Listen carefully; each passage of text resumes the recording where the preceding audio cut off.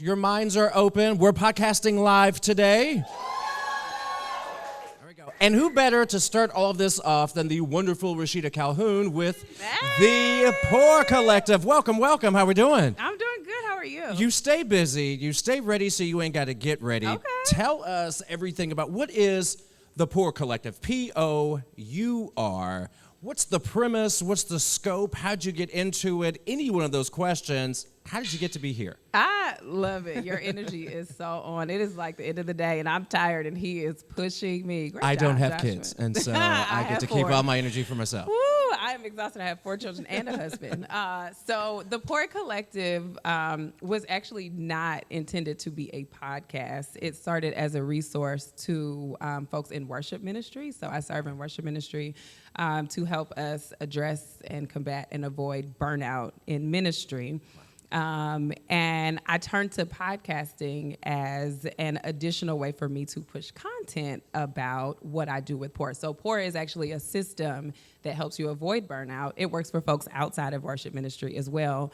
I have moms who use my resources, entrepreneurs who use my resources, and a ton of different creatives. So the podcast has actually opened the door to be more than just folks who sing and who play, you know, and who are in ministry. So that was going to be my next question. So if it is, would you say like spiritually based? That was the motivation for you, right? it is. It's spiritually based, but there is also just some life application. Right. Yeah. So if you're dealing with ministry and then entrepreneurship, as this thing continued to grow and you saw these intersections, have you had to change the mission? Do you see that it all applies? Like, how do you address the specific needs of each community that you are reaching and hope to reach in the future? That's a good question. So worship teams are my nucleus. Okay. So I am always addressing and speaking to them, and it just so happens that the community is growing to go beyond, right? People are like, oh, well, I'm not in worship ministry, but maybe I serve on the usher board, or I don't do anything in church at all, but I am an entrepreneur, right? And all of these things apply to me because the reality is each and every one of us in this room, right, are dealing with burnout in some way. Maybe it's burnout from your job, burnout from the community work that you're doing, burnout from your 4 children if you are like me and have that many children. And so the system is set up for you to take repeatable steps to avoid burnout and also recognize it when it comes. So the system was built first. The podcast ended up just being a way for me to get more content out because my goal is to book workshops with these teams. Mm-hmm. And so podcasting has just been another element of my marketing, and it's actually doing a really good job. Say that again. I love the humble brag, but how well is it doing? Yeah. How well is it doing? It's doing well because my reach is now expanded. I have teams in New York that I'm working with, in Virginia, that have just seen clips of the podcast or just followed the podcast, and they're like, okay, we want you to come out to our worship team. And these are places that I wouldn't be in front of with just, an Instagram post, right? So the podcast really is expanding my reach. Let's get to the content real quick, right? Mm-hmm. So you're saying this is kind of like a life hack for all of us. Knowing what burnout is, steps to avoid it or to get over the hump of burnout.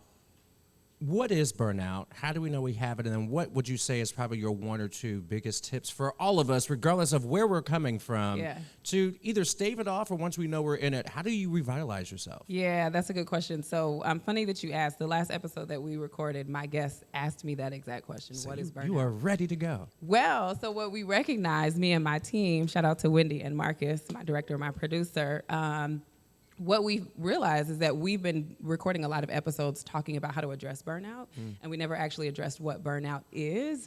So you guys should follow the Poor Collective. In the next few episodes, I'm actually going to bring on a licensed therapist. One of my therapists is going to come on, and we're actually going to break down what burnout is. And we'll talk about also some practical tips. Give us a quick 3 to 5 word. What is burnout? Burnout is exhaustion, right? It could be mental exhaustion, physical exhaustion, because you are just running, and then you hit that brick wall, and it shows up in a lot of different ways. For some people, burnout shows up as you trying to push through and continuing, but you're not having the energy. For some folks, burnout shows up and you not wanting to get out of bed. It can very quickly turn into depression. And for some folks, burnout shows up as procrastination, right? But it shows up for all of us very differently. That's why it's important to know the signs for yourself. and then take the steps to be able to address and avoid it. And so the POUR system, actually each letter in POUR stands for something. So the P is prepared. So it takes into account how are you preparing for that thing that you're doing, right? Are you organized? How's your task management, your time management, and things like that? Yeah. The O is obedient because it is biblical based, right? And so for me, it was designed to be obedient to what God has called you to do, but that obedience also applies to you if you're not even thinking about something spiritual, right?